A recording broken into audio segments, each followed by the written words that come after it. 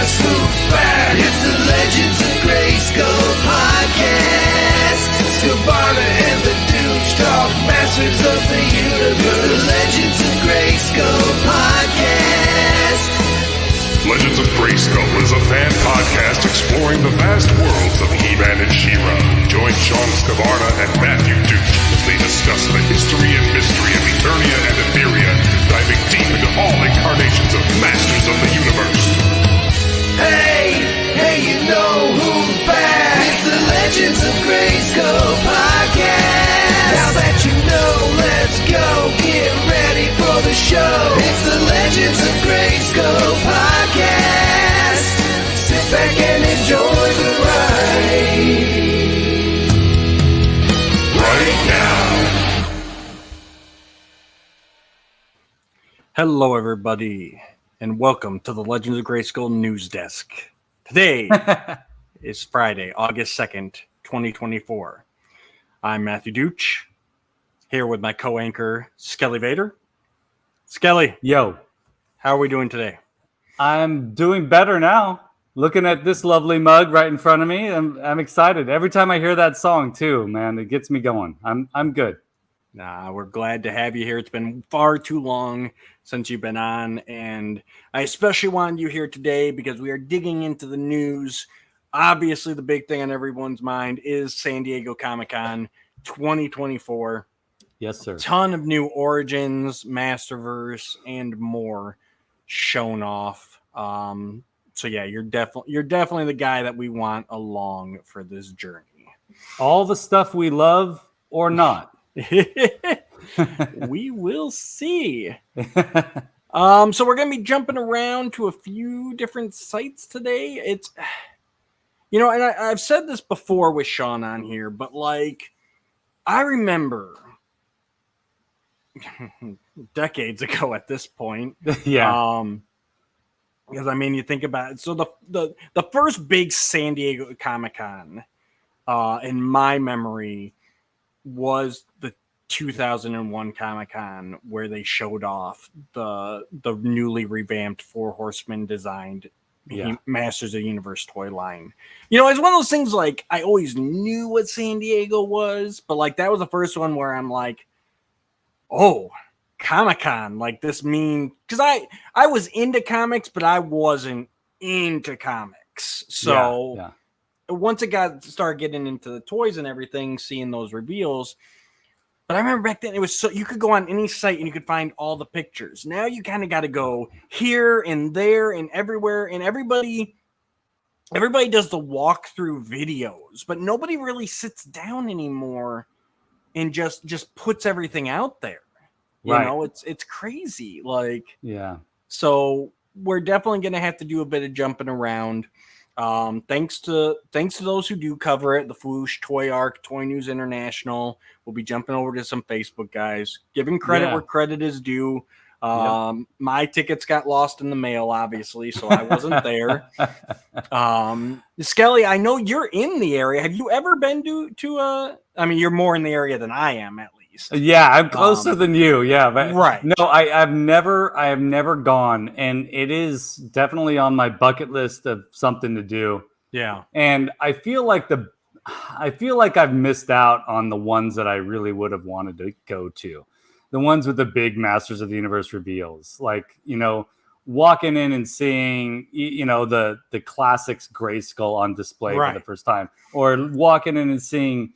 Or for that matter, what you just mentioned, the 2000X, action figure designs just like revealed for the first time, and classics, of course, like and the Super 7, Snake Mountain. What I would have really liked to have seen, I think it was at Comic-Con, would have been the Mattel sculpt of the Snake Mountain, the classics Snake Mountain display. Yes. I think, So I would have really liked to have seen those, but eventually it'll happen. I'm thinking it'll happen when I've got a lot more grays and more time on my hands. Absolutely. Yeah, and it's also one of those things too, though, because it's like you don't know the one you want to go to until it's already happened. Because a lot of that stuff is like, exactly, maybe there might be some hints or stuff, but rarely do we see what everyone predicts we'll see. at these kind of shows. I think there are folks out there that are really talented at predicting what might be there. Right. But that ain't me. No. So we'll see. We'll see. Yep. So let's dig in here. We're gonna start with Toy Arc because I can, and because he's got one of my wrong button. And one of my favorite turtles is right on top. What is going on? I don't know how to click anything anymore. There we go. So we're gonna start off here. The Turtles of Grayskull line is still going very strong. And so first up, we've got this look at Raphael for the Turtles of Grayskull line in a very snake armor reminiscent. So I think like what's really interesting is seeing how they're mapping a kind of like a quick progression of Masters stuff with this line, with the Turtles line. We've gone from a couple of waves of the first run, and now we jumped right into the Snake Man, which makes me feel like we might be coming to a close on this pretty soon. And then we're moving into, of course, to the hinted at Masters and Thundercats mashup. That's what this means to me, that we're getting snake armor and we're coming to a close. And and folks that watch me on the Frenzy know that I'm I know you're into the Snake Men lore and stuff like that, but know that this is when I start to check out a little bit. Like I just sort of, okay, that's cool. The snake characters that were released in the original line, I gotta love them. But when we start getting into snake armor and stuff like that, I kind of tune out, and I gotta retrain myself to do that. And not to plug you right now, which I'm going to do. But you and Curtis going through the MYP episode by episode, I friggin' love that so much. And that's what's going to help me, Matt. That's what's going to help me rekindle or kindle my love for the Snake Man and the snake armor and all that stuff. Yeah, it's interesting with me with the Snake Man. I knew little about the vintage. I had King Hiss. That was the only one I had as a figure. And then I had the Battle Under Snake Mountain kid stuff book. But like that was it. So like I appreciated the looks of them, but to me they're on the level with like the Filmation like one-shot villains. They're a cool villain, but I never saw them as a force. Like they were, I know a lot of people like to put them as, well, there's Skeletors, there's Horde, and then there's the Snake Men. And I'm like, I don't, even with Mike Young doing a fabulous job with their story arc, I still don't feel like they're ever up there. Like to me, there's Skeletor and Horde, and then there's everybody else. So yeah, it's kind of like they're like this. They're the Snake Men and the snake history of Eternia, like all that is like, to me, it's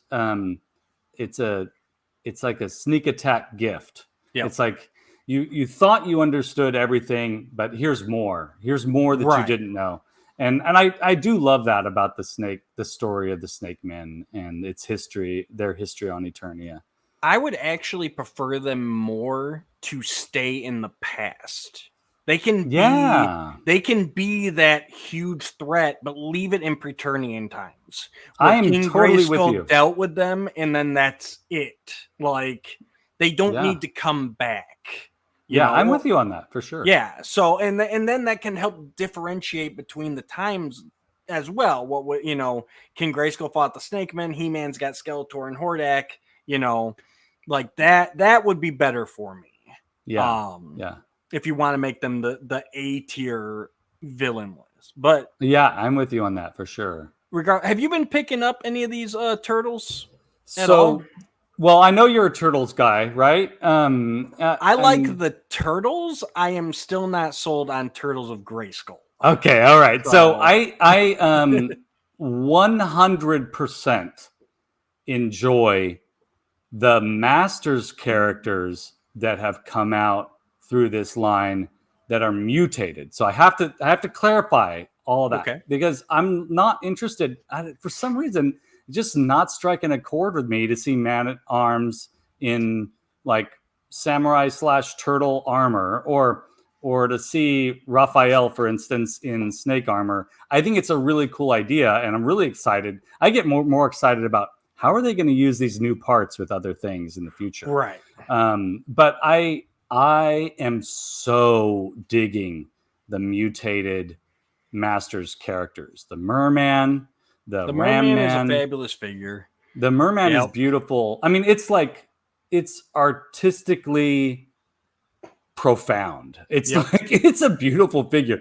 And then like the Ram Man is gorgeous. Yep. Like, and he's hefty. He's great. And then the Krang figure, the in the Megator Megator armor. Megator Krang is super cool too. And then and the purple kind of He-Man guy is okay. I like the other ones, like I'm just not. The Slash is really cool, or Slaker is a cool figure because I've held him in my hand. He's a cool guy.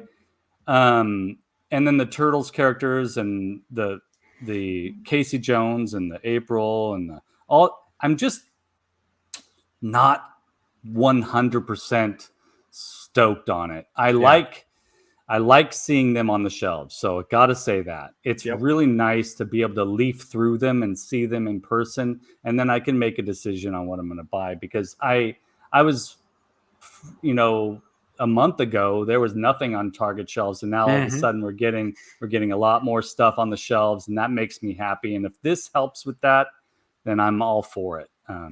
Anyways, I hope that answers your question. Yeah, no. And my biggest problem with the Turtles line is that I feel it lacks a cohesive direction, where you get the Turtles that are obviously, cosplaying as He-Man characters. But then you get some of the He-Man characters that are mutated.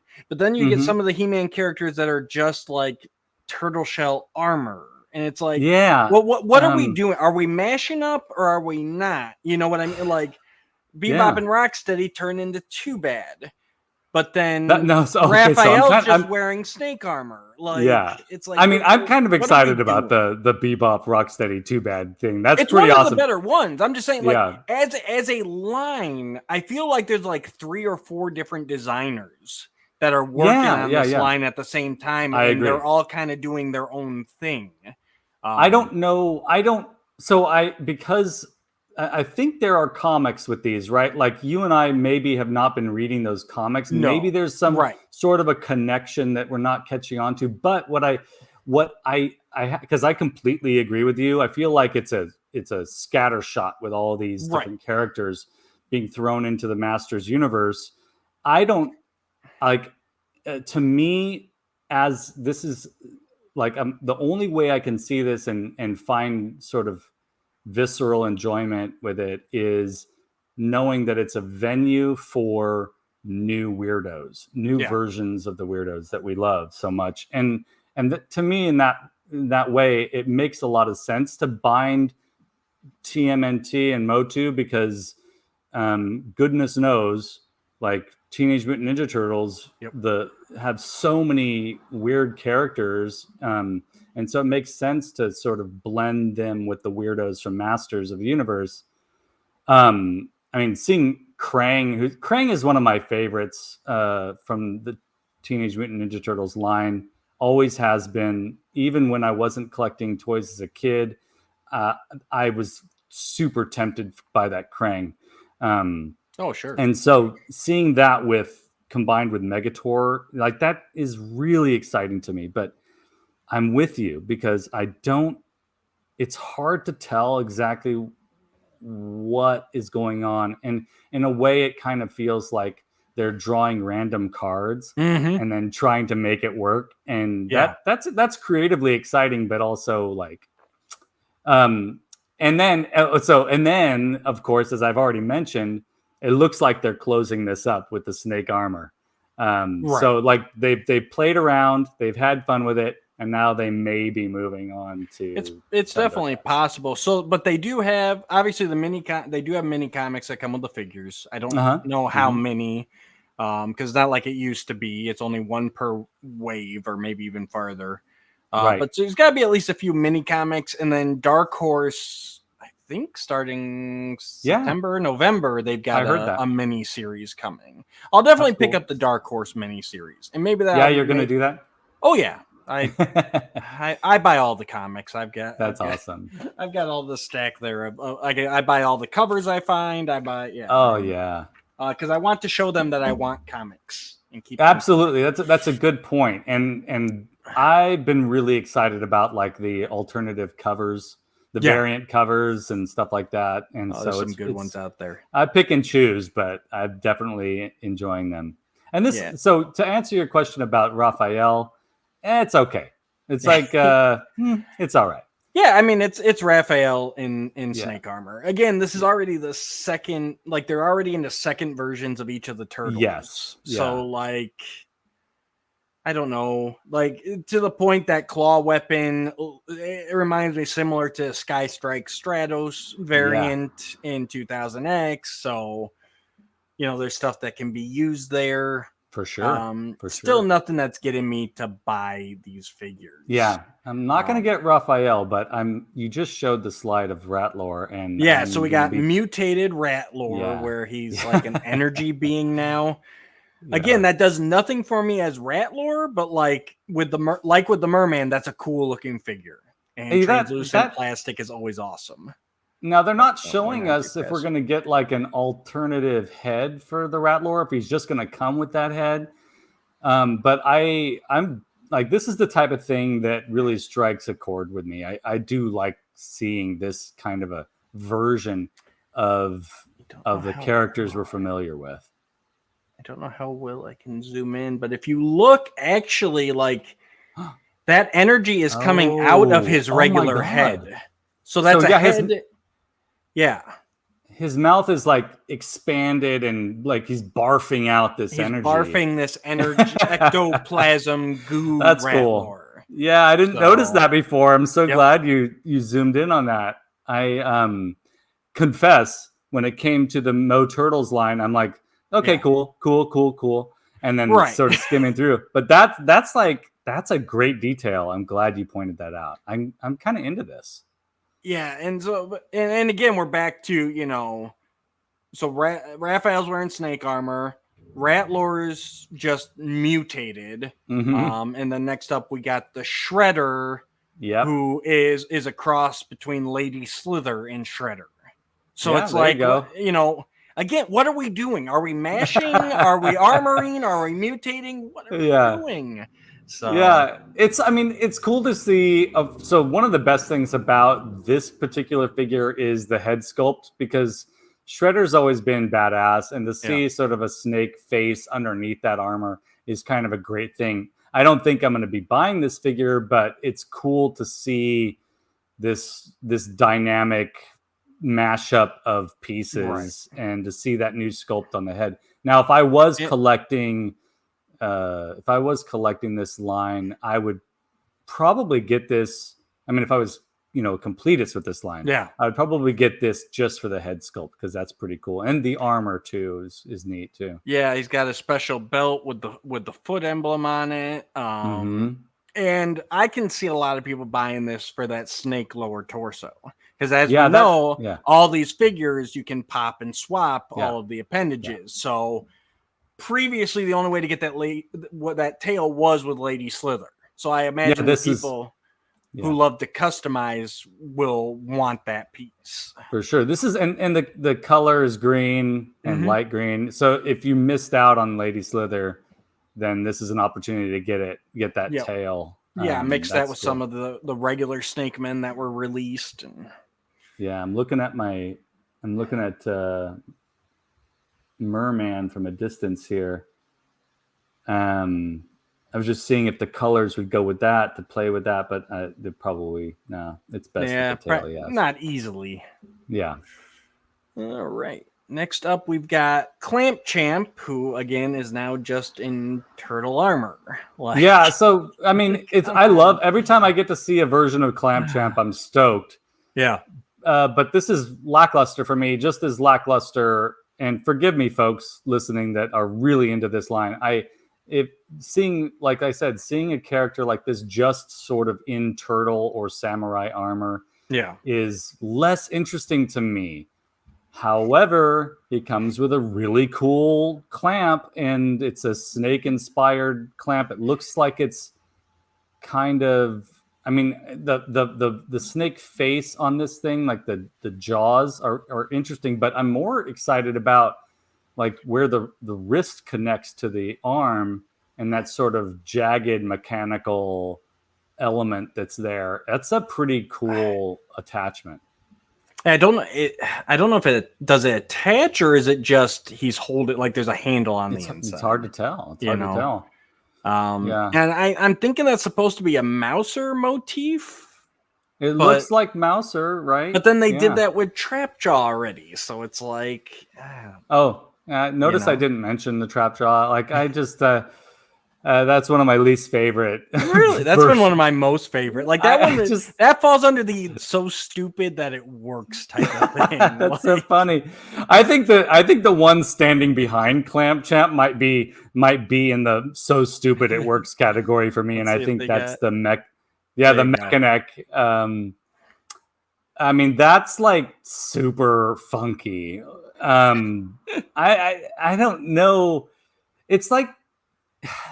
I don't think that the Mattel folks would do this, but take some mushrooms, get a bunch of pieces, and try and like figure out some psychedelic mashup characters. And this kind of is that. He's like, I could see this transcending into take all of the Masters of the Universe characters and put them in space. This is how this is exciting to me. Yeah, Mechaneck as a space robot. That's kind of why this kind of works for me. I know a lot of people have been criticizing it, but I think it's kind of fun. My big problem with it is just the same problem I have with almost all the Masters characters in this line that I've already said. What is Turtles about that? yeah, exactly. It's just an armored up Mechaneck. Like I know what it is. What's that? He's got the shell on the back. That's what gives him that's what links into it. But he's more of like this looks like something they would do if they mashed up Masters with Transformers. Like you got the engine. That's what I'm saying. It just looks like an armor. It doesn't. Yeah. There's nothing about that. Like I said, you look at the Trapjaw and you go, okay, that's Trapjaw with a Mouser. Like you look at in this, you look at and you go, well, that's Mechaneck. Like Mechaneck with who? Yeah, exactly. Right. Where if they had picked a turtle figure to mash him with, but they just upgraded his armor, which is pretty cool.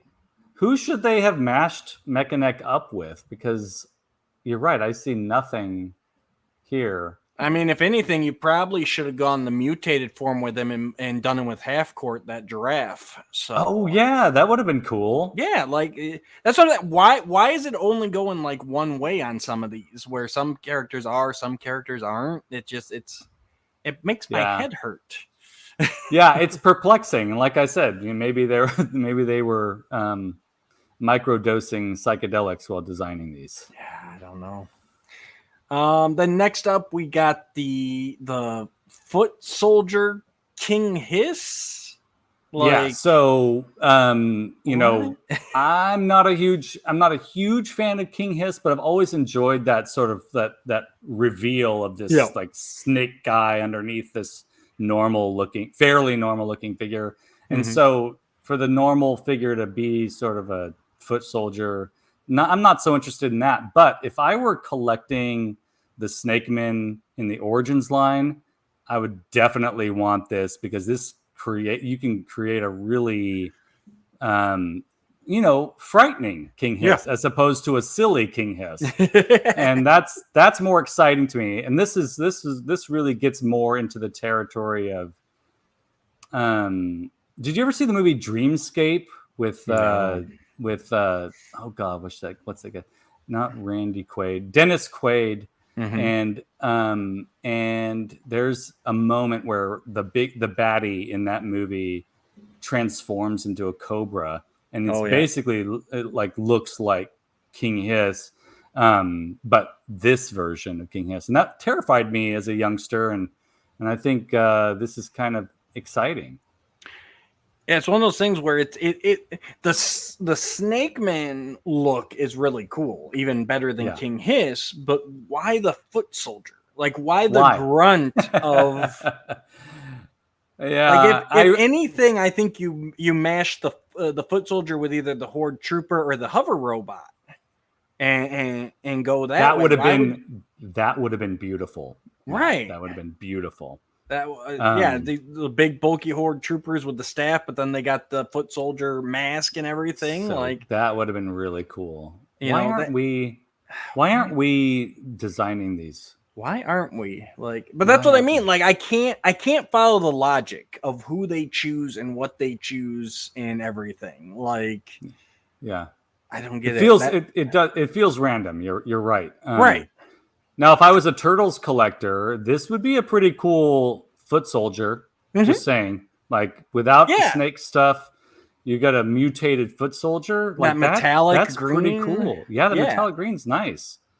No, I And agree. I'm always a fan of green and purple together, so it does that. Oh yeah, and you can tell that that's a second torso piece there for the lower two arms. So like you Yeah. said, you can pop that off. You could add it to your actual King Hiss. Like, it's an interesting new part. It's a really interesting design. I just don't get why these two characters are mashed up together. Perplexing. And I need story over figures. Like, I need to understand what's going on. So this is where I get a little bit, I have the internal conflict, which is like, if you grew up on the Mike Young Productions Masters of the Universe, then story is at the forefront. If you grew up on the Filmation Masters of the Universe or the mini comics, story is an aside. It's like it's equal with the just like super random weird characters just showing up out of nowhere. Bad guys, like the diversity of the bad guys all hanging out together, these disparate characters. It makes no sense whatsoever why there would be a lobster crab guy hanging out with a ninjor like that, so it makes no logical sense. But when you watch the Mike Young Productions, suddenly everything gels and it's like, okay, I get it. I understand the story behind this. And so I'm conflicted because I love the story and I love the random weirdness. And so this is bringing back the random weirdness and pushing back the story a little bit, which is more aligned to the surprise characters we would get with the original Masters of the Universe line. Just like, who is that? Yeah. What is Fisto? Where does he come from? Why Fisto? And so this kind of does that. The problem here is that we're familiar with Turtles and we're familiar with Masters, and so this sort of random what did we say, like random pulling of the card for the design options for these, like it's less intriguing. I would almost be more intrigued by just them taking the Origins Masters of the Universe line and just making them weirder, like just push it into the like some sort of mutating thing that happens to all the characters, make them weirder. And so that's why I'm drawn more to the mutated familiar characters. Right. And that's it for me. It's like, if this was just a brand new character they threw out, okay. Yeah. But because it's the foot soldier King Hiss, that's where you lose me.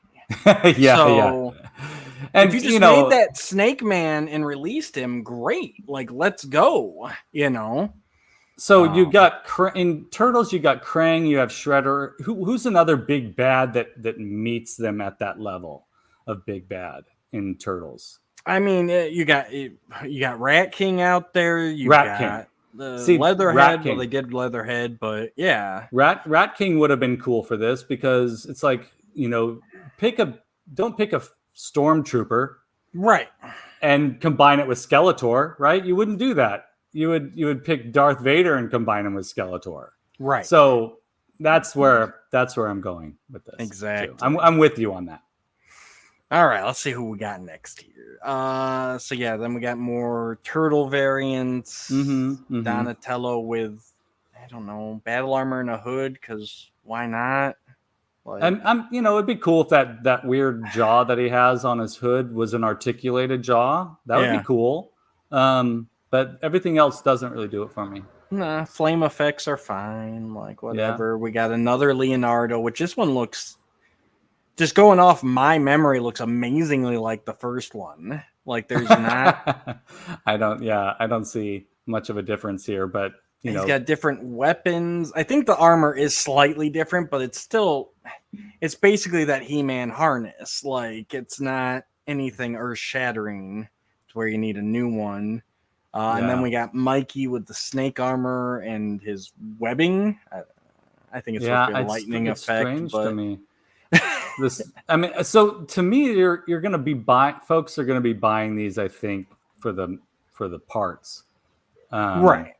There's so many customizers that could definitely use that snake armor. That's pretty cool, like Tila style, snake armor on the chest of Mikey here. Yeah. And that could be used for something interesting.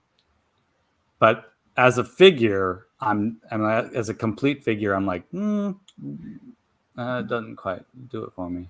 And I don't think you really needed I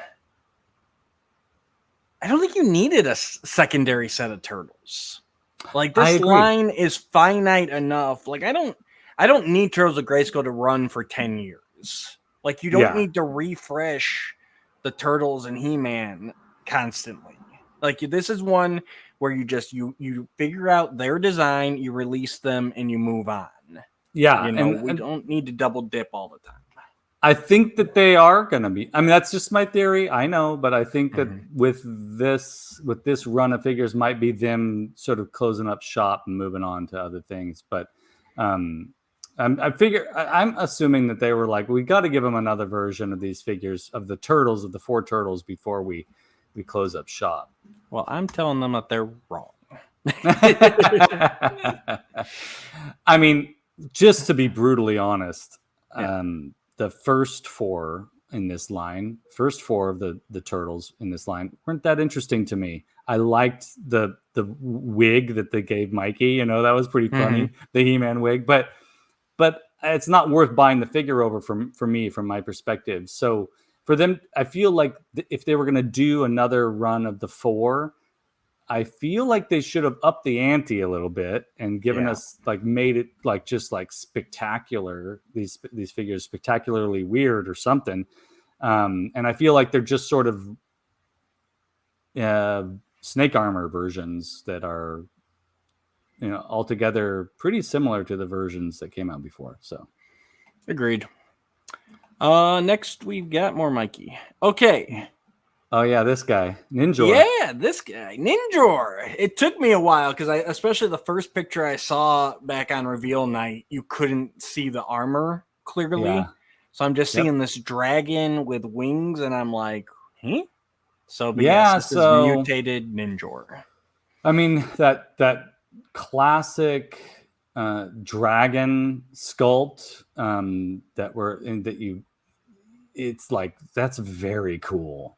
Yeah. And those wings, you're going to get pretty much the same wings with the Hordak that's already close to being out or coming out, or I think it's coming out right now. Yeah. And those wings are pretty great too. And I kind of love everything about this one. It's kind of fantastic, right? I think it's the best Turtles of Grayskull figure revealed. At the same time, I don't look at that and go like, that's a great Ninjor figure. So it falls into that category for me again. Almost like that, like the Rattler. Like, if they had just released this guy and been like, here is, make up a name for him. Yeah, make up a name for him. He's a new villain. You know, great, Yeah. cool. You know, Well, the only real thing that's linking him to Ninjor is the logo on the front, pretty the much. armor and the weapon. I mean, he uses the katana. weapon. So yeah. That's what I'm saying though. Like, if you're gonna make it that little relevance, just make it a new character. Make it, make the Turtles of Grayskull line. Skeletor and Shredder team up and create this whole new wave of mutants to fight He-Man. That head sculpt is pretty great. Oh, the head sculpt is amazing. Yeah, I don't know. phenomenal. I'm sitting there going, what else could they use that for? Because it's so great. I can't wait to see customizers have a field day with that. That's going to be a lot of fun. Those wings, I love those wings. Yeah. Again, sucker for translucency. Like, it's a great figure. Just make him this mutated dragon man. Instead of mashing everybody up, have Shredder and Skeletor team up and just create a whole new wave of monsters to fight He-Man and the Turtles. Oh, so cool. Yeah. That's where you go. It doesn't have to be all this weird mashup in my opinion. If you guys love it. Exactly. And I think, like I said, customizers are going to have a field day with this. This is going to be it'll be so much fun to see what people do with this. Absolutely. All right, now we get into some Masterverse. We've got new Eternia Roboto. So, I'm a big fan of about 90% of the new Eternia figures. Sure. They're the ones that work are just really good. Mm-hmm. Some are lackluster for me, but most of them are fantastic, and this one looks friggin' great. Yes. In my opinion. And this is the Roboto that they came out with for Revelation. Not a huge fan. I didn't get him. I do love this though. I'm definitely going to try and get my hands on this guy. Yeah, I'm glad I didn't get the other one either, and I'm kind of glad at this point because I'm like, this looks so much better. I love they use the translucency. They've got metallics on him. He looks like a great representation, and I've been loving the Masterverse line. And for me, I love it the most when it's characters that I wasn't able to get in classics because I know not everybody agrees with me, but I think they look great on my shelves alongside classics. They're great stand-ins. They're thinner, but they are. They definitely, when you see them in a crowd, when you see them together on the shelf, they fit it. It's nice to see. And I mean, they're not I think the biggest complaint that people have with Masterverse is that they're not as like beefy as the traditional Masters characters that we're familiar with. And that's why classics really is such a successful line, is you got the beefiness along with the added detail and quality sculpts. But I'm like the Masterverse new Eternia Trapjaw, the Masterverse new Eternia Triclops. Oh, Triclops is amazing with all that texture on his armor. Oh, it's so cool. I mean, and I'm just looking at the ones that I have here. The ones that I have are great. Oh, this Mechaneck, like I'm not a huge fan of Mechaneck, but the Masterverse Mechaneck is amazing. So I'm excited to hold this guy in my hand. I want to see. I know it's probably not going to happen, but I want to see if the gears work on the inside. And they're probably not going to work. But just the fact that they are 3-dimensional, though, like you have the gears are actually plastic pieces inside the clear chest. That makes me very happy. Yeah, and you can even see here that he's got like some eyes like through the dome. Like you can see the skeleton inside. So. Yeah, there's a robot skeleton in there, which, right. I love that. No, he looks great. And like I said, I like a little bit of diversity. Like you take some of these secondary characters with the slimmer Masterverse build and put them next to Classics He-Man, and it's like, okay, that works. Like, yeah, for sure. But yeah, he looks great. Next up, we got New Eternia Fisto. He's got a hammer. He's got a new head with a ponytail. And then he's got a more classic head, and he's got his whole arm now is covered in armor. So, what was the name of that character from the cartoon that had the big arm? Strong arm. Strong Ore. Yeah, he was strong arm in the cartoon, and then when they made the classics, figured they couldn't copyright strong arm, yes. Yeah, so then they right. called him Strong Ore. Yep. So that's what this reminds me of, and that's cool. I would display him with the traditional head. That's just my feeling on this, and I kind of like it. It works really well. Yeah, it's I don't know if it's gonna make it to my list until I see it in person, like to purchase. But he looks pretty great. No, I think he's a great representation of the character. Mm-hmm. My biggest problem with him is that New Eternia head sculpt looks like Curtis Ackerman to me. That's a problem. That's a problem. I can't unsee it now. So yeah. Oh my gosh! Well, now that you've mentioned it, that's true. Exactly. Curtis, they have an action figure of you now. But yeah, that is so true. I love the hammer that they added. I like that they made him his other arm bare, where he doesn't even have the gauntlet. Yeah, that's a nice piece there. The fist looks great. It makes sense for him to have that armor all the way up that side, and it definitely is reminiscent of Strong Arm, who is Eternian as well. So there's that design aesthetic. I'm really excited to see him in person, and this I just feel like I can't really. I almost wish that armored arm, the fist, was bigger. I wish it was just a little bit bigger. Yeah, more. But I like that it's the armor all the way up to the shoulder. That is something that's cool. And I love the effect on it too. They got that wash on it, so it's like it's like the gunmetal, but then with the darker spots too. Like it's a great looking job, and that continues throughout the silver in his chest armor too. So. That's true. That's true. All right, next up we've got one of the highlights of the show for me, the Skele. Heck yeah, this is like this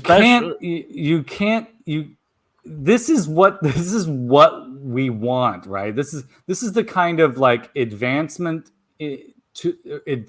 to the character, like push this character to a place where it's gonna fit in with what we had before if we had a Skele. But the design of the skulls inside the beak and just everything about this is really spectacular. And we'll get right to that. Yep. So they got all those tortured souls, whatever, inside on his tongue, and even on his. I haven't seen a lot of it, but he's got like these swirls, like in his skull. So very, it's reminiscent of Dark Crystal. Yeah, it's a really neat design for something that could have easily just been here's a Skeletor buck with a new head. They really went all out. He's got the spear, he's got a knife, he's got the little holster on the side. And again, this is one that works for me because I'm like, so you take the Skele army build him, slimmer build, put him next to a classic Skeletor that's more beefy, and you've got that distinction there. Where these are the underlings. Plus, the classics version only came with the Roton, and so no matter which way you get him, he's super expensive to get. Yeah. That's part of the reason why I'm so excited, because I never thought I would be able to have one. Right. So this is great. So I actually looked on eBay, and the average price of one classic Skele is $150 right now. Mm-hmm. And it's like, okay, so for that, I could get 8 of these. I can literally get an army for the same price. So and do it right. I mean, like right now we can. I've always loved the design of this this character, and this really ups the ante a little bit with the head sculpt. And I don't know if you noticed this, but are they finally phasing out the slapping hand as the hand option? You know, the hand that looks like this, because it doesn't look like he's coming with one, which is good because it's more of like it's like that hand sculpt is super annoying. Who's going to use it? And the thumb is really weird and long. So I'm glad that they might be phasing that out. That's pleasant.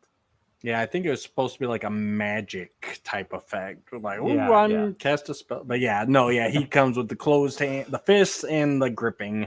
And then he's got the axe, spear, and a dagger with a sheath. Very cool. Very cool. Great figure. Yeah, this is a win. This is like, keep doing it, Mattel. This is when you see something like this, you're like, please just keep making this stuff. Absolutely. Pushing the envelope. And here's another one. The same thing. Like, oh yeah. So we got the new Eternia Evelyn. Go ahead, Skele. Without question. Like this is what I want in an Evelyn figure. I'm always been a big fan of Evelyn. This combines everything that I love about Evelyn, starting from the beginning versions of her all the way through the 2000X versions of her. She's great. She looks great. It does. I'm guessing that staff is going to break apart to where you can have her shorter toy staff. It does look like there's a point there where it connects. I like the subdued colors on this one. Yeah, for sure. It's really nice, and I always prefer my Evelyn skin toned. Unfortunately, she does kind of have that I don't know hand. So you got that. That's all right. That's a different version of it. But I'm hoping that the staff, the wand, glows in the dark. That'd be nice. It's the right color. So yeah.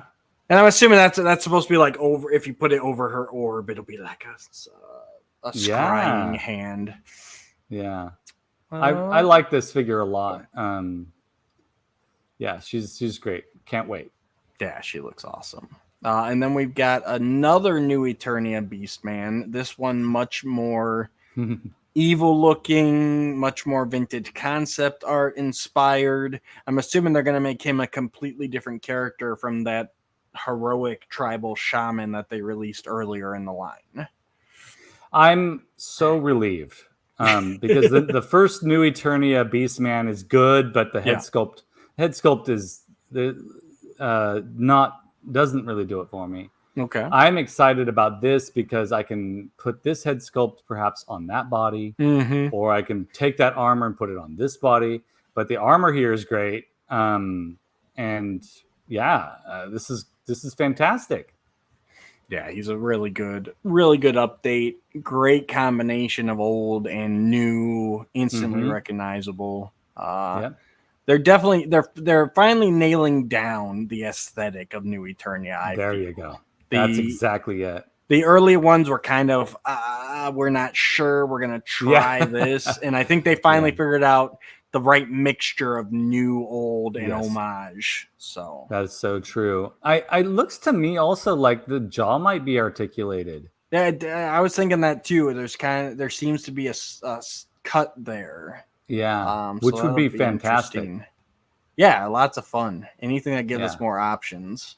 Yeah, he's so bulky. Oof. Awesome. It's. I feel like they might be. I feel like Mattel is taking the time to look around themselves. They're looking at the Mondo designs.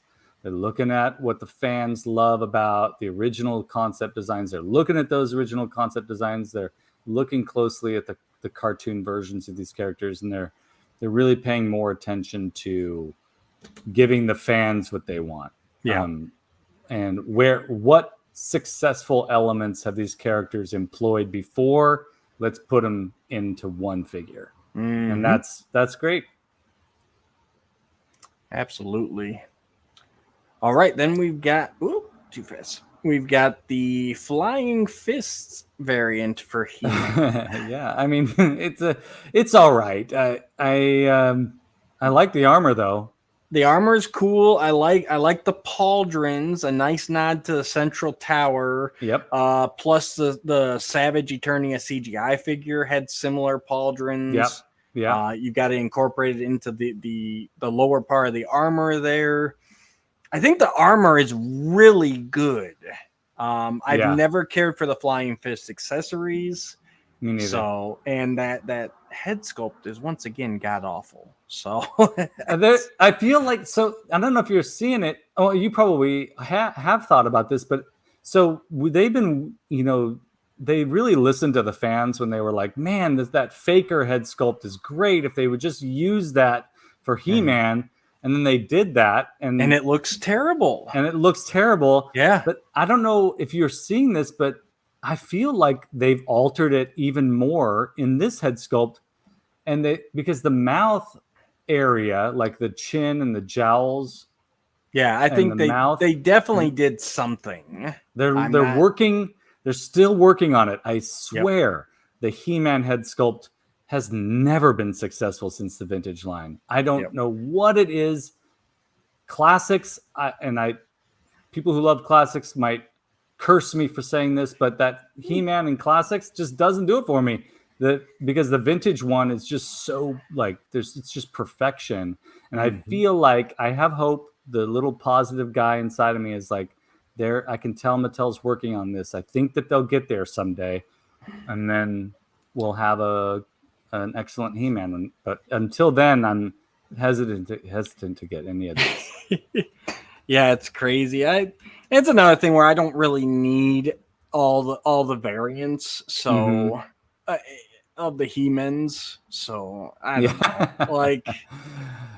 But yeah, that head sculpt is definitely odd. And I was the same way when I saw the Faker. I'm like, okay, that's what you use. But then they released that on Battle Armor He-Man, and it looks terrible in flesh tone. We commented on it on the reveals when that revealed. Like it's the strangest thing ever. Yeah. Well, you know what? I'm going to go back on what I said because I feel like they are getting there, and I say that only because of the Prince Adam Origins smiling face with the squinty eyes of He-Man. I mean, it's Prince Adam, but it still counts as a He-Man head sculpt. Sure. And that's a real successful head sculpt. The new Filmation style He-Man and Adam figures have good head sculpts. Yeah, agreed. I was talking Masterverse. So yeah, me too. I'm just trying to give Mattel a little compliment in there. We can tell you're trying, Mattel, so that's good. We're gonna jump over to Facebook right now because for some reason I could not find this guy on any of the sites, but it is the Masterverse Panther. Oh yeah. All right, I'm conflicted. Let's hear what you have to say. I feel like it's over designed. I think they went harder than they need to. Yeah. On a Panther, like they're trying too hard to differentiate him more from Battle Cat. I like the saddle. Yeah. I hate the helmet, and overall, I dislike. I can't really say the color scheme, but like there's this like glossy iridescence that is off-putting to me. I would, because they probably won't do this flocked. I would say I'm hoping that the paint or the plastic that they use for the body of Panther will be a more matte finish purple. Yeah, because we don't want glossy makes no sense, right? When it comes to an animal that has fur, it just he looks wet right now. He looks wet. He looks slick. He looks robotic, frankly, and that's not really doing it for me. I think that if they just change the plastic out for the body, give us a matte finish on the purple Panther, I think I would be inclined to get it. I just think that the helmet design and the saddle design, I see where they were going with it, and I appreciate their effort, but there's just too much. Perhaps just too much going on. I think that's the issue for me. And I think, that spear's a weird placement. Like, that's going to go right away. I'm not going to display it. If I were to get this, I would take the spear away right away. I would take the spear away, and I would take the helmet away. I don't need my Panther to have a helmet. Everyone's trying to put a helmet on him. He never had a helmet. He doesn't need a helmet. Where did that start? I agree with you. Classics. Yep, they added that ram horned helmet. Yep. Yeah. Oh, and actually, I take that back. I think overseas in one of the India or something in the vintage line, they included a green Battle Cat helmet, to match Panther's saddle. Yeah. But yeah, I don't need it. Make that look like fur. I'm good with no flocking because I feel like flocking takes away the detail. And that is a good cat sculpt. I'm assuming it's basically just the Battle Cat, but it looks like it. But he does have the bracers, for lack of a better word, which we first saw with the Mondo Battle Cat and later the Mondo Panther. And I like that addition. Like, that's where you go to set him apart. And the more I look at the saddle, the more I like they put the bat logo on there, like on Skeletor's armor. They got little skulls. Like, I think the helmet's the big thing that's throwing me off. Get the helmet out of there, get the spear out of there, and give me a Panther with a different saddle than Battle Cat. And I think that's good to distinct them. I think the more I look at the helmet, though, I'm beginning to like it. So I think that it's the spear that's really bugging me right now. The more I look at it. Oh yeah, there you go. Yeah.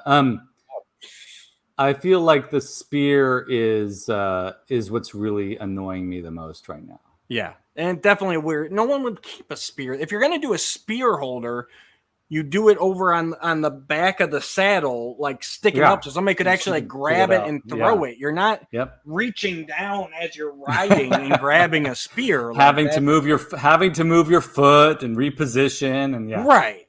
It doesn't make much sense logically.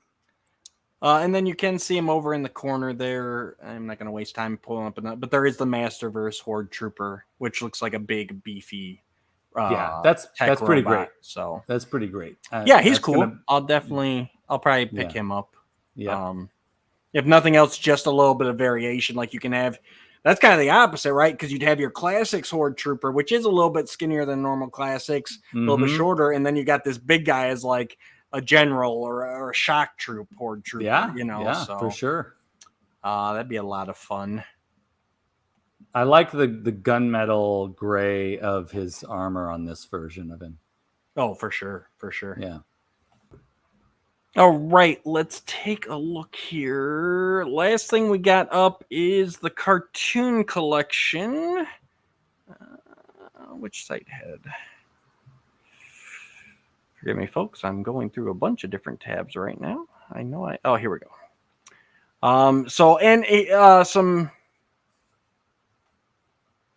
There we go. Some big news out of San Diego is that there is going to be a big emphasis on She-Ra this coming year, as it is her 40th anniversary. That was a pretty cool surprise. They even showed off, maybe we'll come across in the pictures here, but they showed off that they actually have a logo for her very similar to the He-Man logo that they used. So I obviously am a huge fan of She-Ra, and I am glad that she is getting her due in her anniversary year. Absolutely. And I was such I had such trepidation about the cartoon collection line.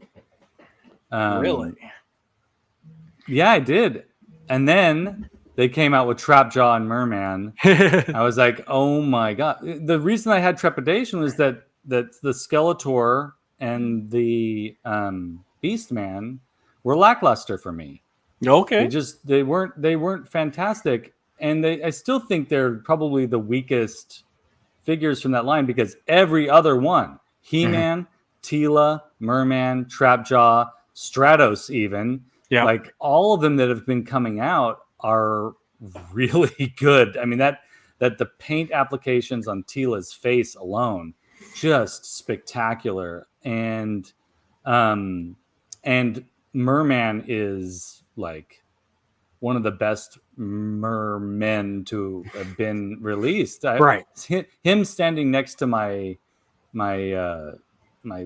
ultimate, not ultimates, my Club Grayskull okay. Filmation merman. It's perfect. I love seeing those two different faces from the Filmation cartoon. And this Hordak that we're looking at right now, Matt, is like, this gets me real excited. This is the Hordak that I always wanted as a kid. And I loved the Hordak figure, but the cartoon version of Hordak was spectacular. I used to draw it like obsessively because of the uniqueness of that face design. And so this does it for me. I'm excited. And to have She-Ra characters is fantastic. I'm a huge fan of the She-Ra cartoon.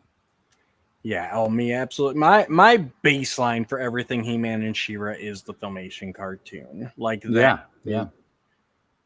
That is my go-to. You want me just to default to something, it's always going to be Filmation. Yeah. And these guys, while this line hasn't been perfect, Right. I've gone on record again and again saying these are the best interpretations of Filmation we have seen. Yeah. They're definitely light years above the Super 7 Neo Vintage. I think for they're sure. better than the Club Grayskull figures. Like there's so there's something about them that feels more animated, right? Yes, exactly. They're closer to the looking. I mean, especially he looks like he just came out of the opening intro to the She-Ra series. Like he's about to blast the screen. Yeah, it's magic. It's magic. This Hordak figure is a real triumph. Yes, this is the Hordak that I've always wanted, and it's nice to be able to have him. And he comes with his weather machine. They all come with something from the cartoon. But yeah, he looks great. We've got She-Ra. She-Ra looks amazing. fantastic. That sword and shield look perfect. Gosh, I have not seen what her accessory is, though, because they always come with that Filmation accessory. Unless they're just counting because the Filmation had that distinct shield. But I hope they give her something else. I think she would need something else still. Yeah. But I don't think I've seen it anywhere. Mantenna. I mean, this is Mattel like yanking on my heartstrings. Like this is what I want. This is what Skele Vader wants. The full four-legged goofy face gonna fall down the trap door. Like absolutely. Yeah, this is really this is where they're just like blowing my mind. Yep. Nice close up of him, his legs. We're back to She-Ra. Is this not gonna have Catra? I know I saw her in the corner of somebody else, but and we do have the Ram Man. We gotta go to Ram Man. He comes with the Chakotay emblem from the front of the door from House of Chakotay. So yeah, which is so perfect because that's one of my favorite episodes, and the way he mispronounces Chakotay, like Shabubi. Yep. I mean, that's perfect. And look at that face. Like that's the cartoon Ram Man. That's him. I mean, absolutely. The one thing that I'm also hoping for with this figure, because I'm not, you and I aren't getting a chance to see him in person. I'm hoping that he's just a little shorter than the other characters. Yeah, I don't think I've seen I've seen a picture of him, next to anybody. So yeah, he's great. He's great. And what's interesting too is, and I don't know why, but there's like. That Chakotay emblem is two pieces. You can see the seam there. Mm-hmm. But I'm not sure why that would be. Like, there's nothing in the episode where, like... So I don't know if that's just an interesting, like... Yeah. Like, why would they cast that in two pieces? You know what I mean? Strange. Like, is there going to be an action with that thing or something? That would be cool, but it doesn't... Yeah, it looks almost like maybe they cast the two pieces and then just glued them together. Right. And maybe that's all they did. But why? But like, yeah. Right. Why? So maybe that might forehead, be an interesting surprise down the road. the forehead emblem maybe like comes. It's 3-dimensional, so notice there's a shadow. So maybe that made the mold more complicated, so they had to do it in 2 pieces or something. I don't know. Yeah, that's possible too. Yep. Yeah. Hmm. Yeah, Be Rami interesting looks to keep great. an eye on, though. Yeah, he looks like he just stepped out of the cartoon. I did find our cartoon collection, Katra. Yeah. She looks great. The mask moves up and down, and she comes with her cat form.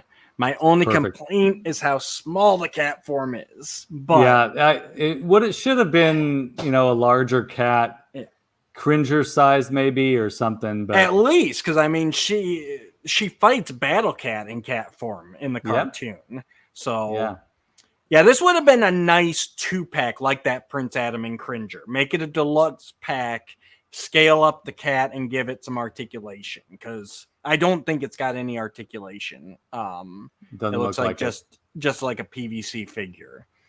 So that's my only complaint about her, is if you're gonna make the cat that we've never got in, make her right. Yeah. I mean, aside from the size of the cat version of her, everything is spectacular. And the cat itself looks like it stepped right out of the cartoon too. Oh yeah, it's a great sculpt and everything. But yeah, it needs to be bigger. Needs to be bigger. And now we're gonna finish up with the big news. Dun, dun, dun. So Mattel, as most of you remember, I'm sure they did a fan vote last year as to what you want the next Mattel Creations project to be after the Eternia successfully funded. And so they gave us the options of the vintage Fright Zone playset, the Doom Tower Filmation Horde hangout. We had the Attack Track, and I forget the name, but Hordak's his big ship or tank from the Filmation cartoon, and then the Snake Lair playset. Yep. As we all know, I will still go on record as saying I feel like maybe the vote wasn't quite accurate, or maybe the voting was skewed in some way. That's my own personal conspiracy theory. Yeah. But the Snake Lair playset ended up winning. And so we got our first look at the Snake Lair playset. So first we're going to take a quick perusal through some photos of that. So I, not to jump the gun or anything, but because it was covered up, you could see when they first showed it in the plexiglass case and you saw it was covered up. First thing I noted was the shape was dissimilar from the illustration. There was a high peak in an area that did not look like the drawing where the high peak was in the drawing. And not only that, it was enormous, which I thought, oh, that doesn't quite match with what we saw in the drawing also. And then I thought I immediately, and probably because I have Snake Mountain on my mind constantly, but also recently just finished up my most recent sculpt. I had the shape. I've been thinking about that shape, and I thought, oh shoot, they're gonna reveal a Filmation style Snake Mountain, and that's gonna be the big surprise. And they're also gonna reveal probably the Snake Lair as well. Right. But I for sure thought that that's what we were gonna get, and I was probably just dreaming, just super head in the clouds, pipe dreaming, and that's not what we got. And I was taken aback, kind of thought this is neat, but anyways, I'm a big proponent for things in the Masters of the Universe line to push that nostalgia button for me in order for me to get on board. And this just doesn't do that for me. It's does not appeal to the nostalgia in me that's embedded in me from the Masters line. What are your thoughts on this? So I didn't pay too much attention to the preview night, but I definitely saw this when it came out, and even I, who felt like I was surprised at this one initially, and then once I see what they came up with, is definitely not. It was not only a did you get there, but then they also decided to include the Rattle Trap vehicle, which was shown off, but in the Master Universe magazine, but never made. And it's like, okay, why do you take something that's already going to be a crowdfund, which is going to be more expensive no matter what? Crowdfunds are always going to be more than a retail release. And then you're going to just add a random vehicle to it when you had vehicles as options on the fan vote by themselves. So it's like adding unnecessary stuff, and I've been a big proponent of this too. Like, they want to release these vehicles and include a figure with them. And it's like, why? Just release the vehicle at a cheaper price point. Don't make me pay for a figure that I might not want or don't need. Or if I get multiple vehicles, then I'm stuck with multiple of these figures, And this is like just this is like everything of that to a T. So let me pull up here. I've got the comparison. Excuse me. Oh, good. You found it. There, yeah. So that picture on top is what was voted on. Yep. In the fan poll by the fans, and then the bottom is what was actually delivered. And I mean, I don't like to criticize any artist, but like, it's like, did you even look at the picture? Like, this is not. It's got a snake motif and it's got a gun up top. That is where this ends in comparison wise. Oh, it does come with the Iron Maiden that they showed off.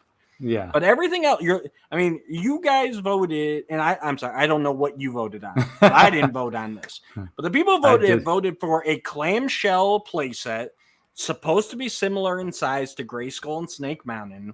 You've got the snake gate. You've got a tower with a gun. You've got the staircase. You got the Iron Maiden. And instead, we get this giant, as big as Eternia. All this inside. You got the Rattle Trap vehicle. You got all this extra stuff. And now you're looking at: is everybody willing to fund another Eternia? Yeah, it's a real gamble on their part, and I honestly think that if they wanted to win at a crowdfund, they needed to, because I honestly don't think this is going to make it. No, I don't think it's going to make it because it's missing some key components.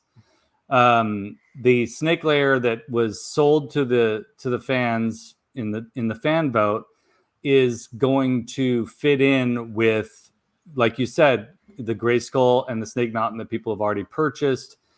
And to make it as big as, or almost as big as Eternia, doesn't quite make sense.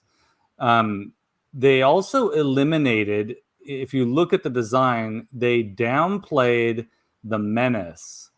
Of the first design is very simple, but it's also menacing and very reminds me a lot of something out of Conan the Barbarian, or it's very Masters. It's very vintage Masters. Very vintage Masters. The shapes, the serpents, the seeing the faces of characters that we're familiar with, while also giving us that kind of menace and darkness is precisely Masters. The new one feels very Fisher-Price. Yeah, thank you. It's Imaginext. It is absolutely Imaginext. And so I think that Mattel, they're having trouble sticking to their guns. So, for example, we've just spent a lot of time talking about how they're really rocking the Filmation figures, how they're really hitting their stride with the Masterverse new Eternia figures. They're really figuring it out with those. And then for them, for this playset feels like a step back toward into a place where they are less confident in themselves as masters designers. And it feels like we're going to give them the best thing about this is that vehicle that we saw in the magazine design that we never got. That's the best thing about this. So here's my dilemma. Why spend so much time and energy in creating this thing for a crowdfund that really has no nostalgic value for us Masters fans? Why wouldn't they invest their time and energy into giving us a Filmation style Castle Grayskull that just blows all other Grayskulls out of the water? You want to win a crowdfund? That's how you do it. You give us a Filmation style Snake Mountain, which, you know, the main reason why I built my very first Snake Mountain build was because we never got a Filmation style Snake Mountain. The fans have always wanted a Filmation style Snake Mountain, and nothing can replace the magic of the first Castle Grayskull playset for me. I think it's one of the best playsets ever made. But if you create a Filmation style Grayskull, you're going to win over the Masters fans' hearts. If you build a Filmation style Snake Mountain, you're going to do that too. This, I hate to say it, but and because I have, you know, many friends who love the Snake Men and all that lore. I want it to win a crowdfund, but I don't know if it's going to. Yeah. It just is missing that key component that fans need, and that is the nostalgia. I think you definitely hit it on the head here. So Masterverse, to me, it's all about taking vintage concepts and making them new. You know, that feeling of freshness. Cartoon Collection is all about translating the Filmation designs to toys. And the Origins, which is what takes it down for me, is all about replicating that vintage feel. It's all about the nostalgia.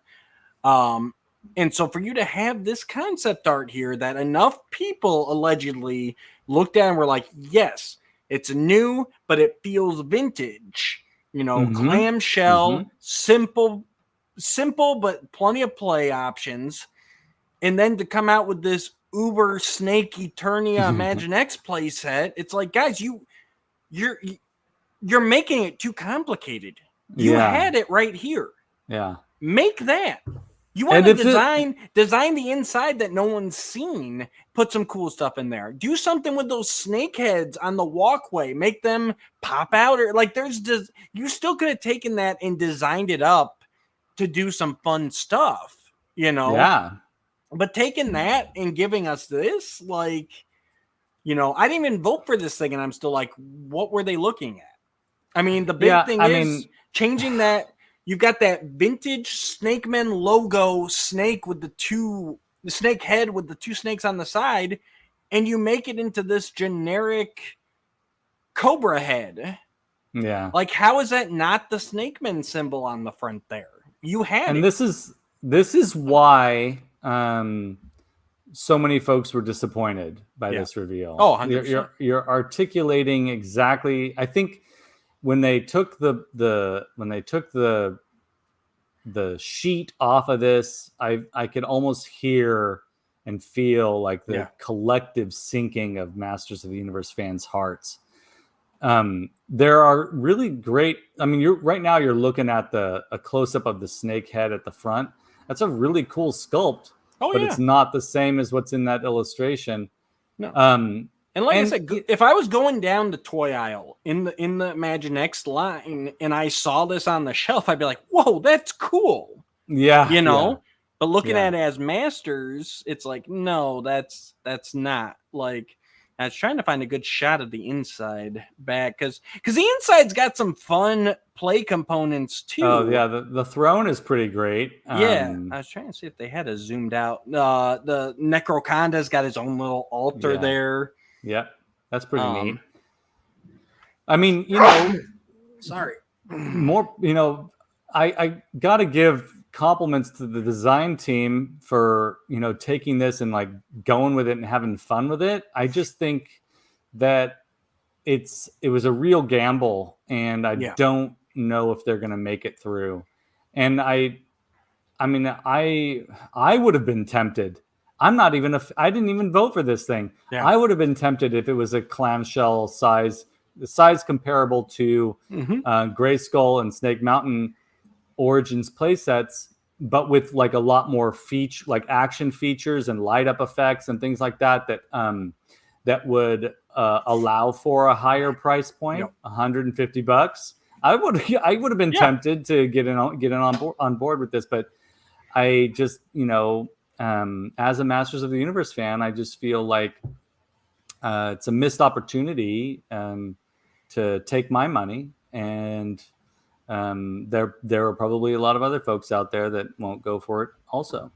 Yeah, and it's like you do that facade that we saw, and you design the hell out of that, but you deliver that, and then you turn it around and show all these things you did inside the throne room, Necroconda's altar, like that.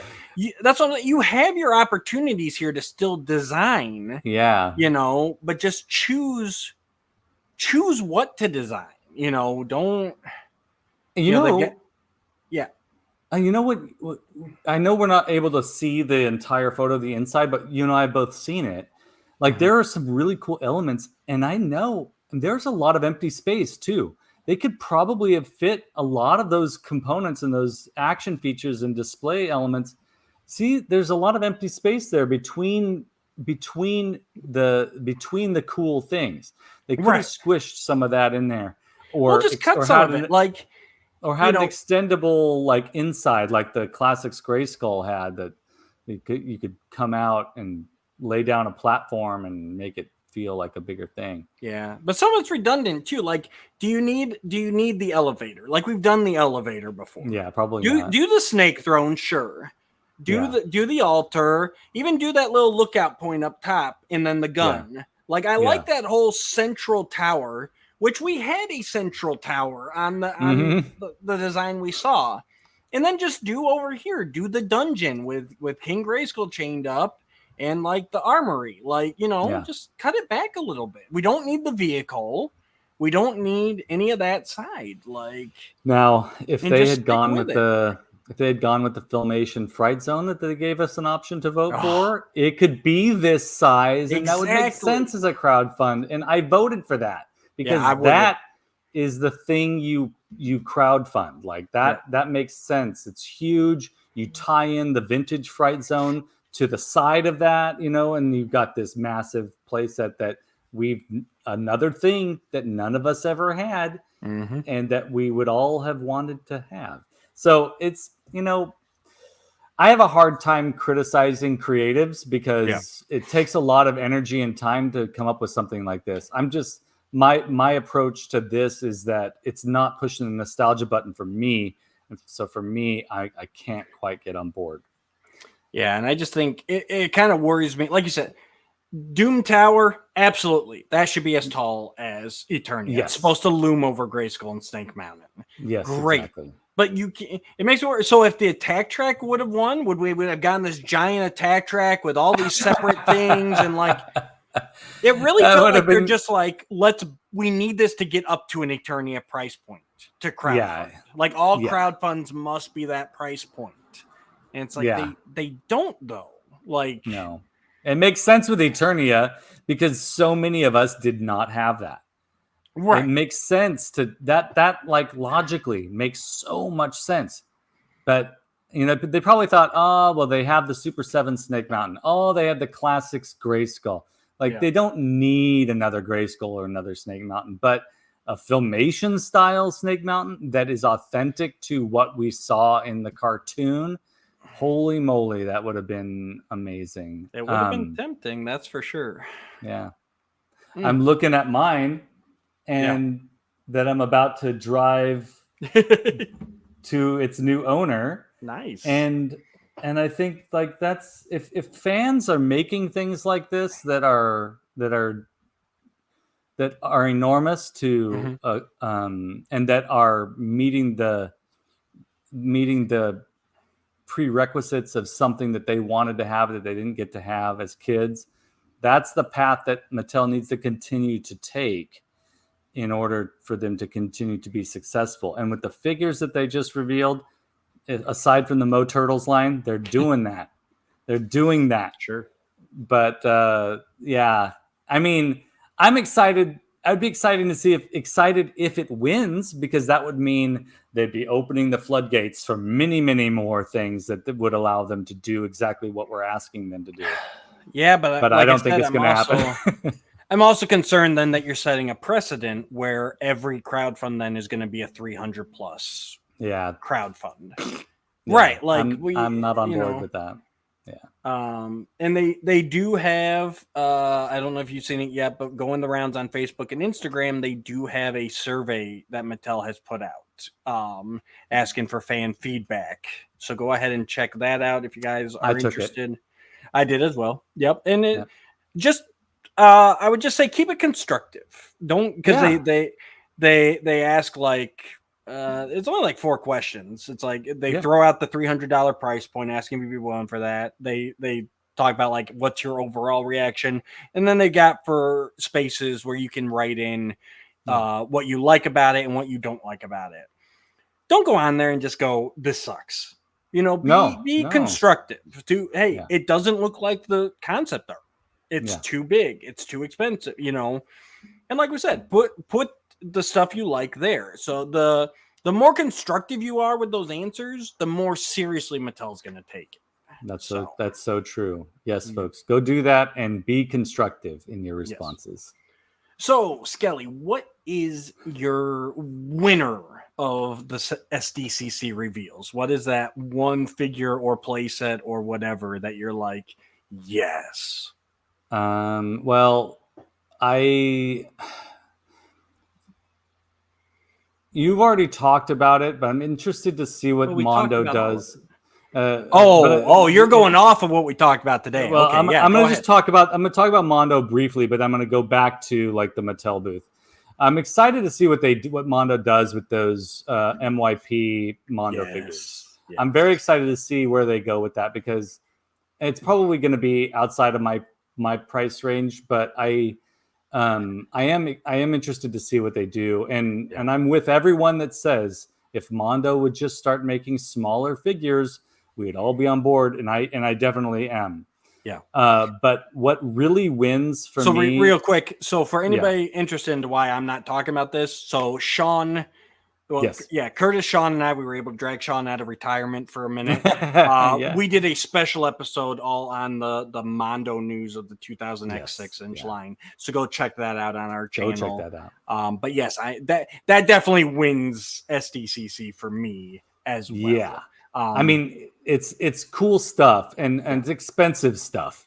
And I'm all about, affordable things that will make me push the nostalgia button for me. So as I've mentioned before, I've been hesitant with the cartoon collection Filmation line.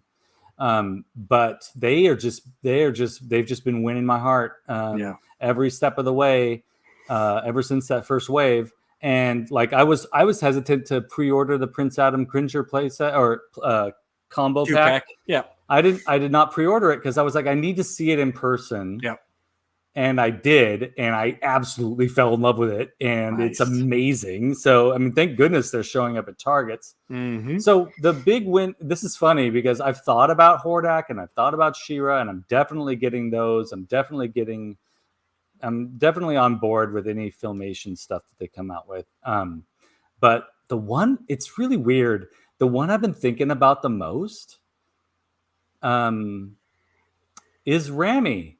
Okay. Ram Man. I don't know I'm not even a huge Ram Man fan, although the vintage Ram Man figure was one of my, I just played the crap out of that figure when I was a kid. I mean, just throwing it all over the place, having fun. But like, they are really hitting the ball out of the park with those sculpts. those cartoon accurate sculpts for this line. And Absolutely. I just keep thinking about Ram Man, and I think that's a real successful figure.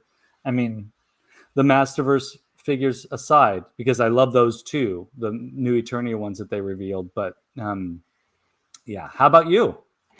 For me, it's the Skelecon. Like they just did a Yeah, great job on the sculpt, adding those details so it's not just the Skeletor buck with a new head. And then, like I said, on top of it, just knowing that I can, army build for a fraction of the price of the classics version is just so amazing.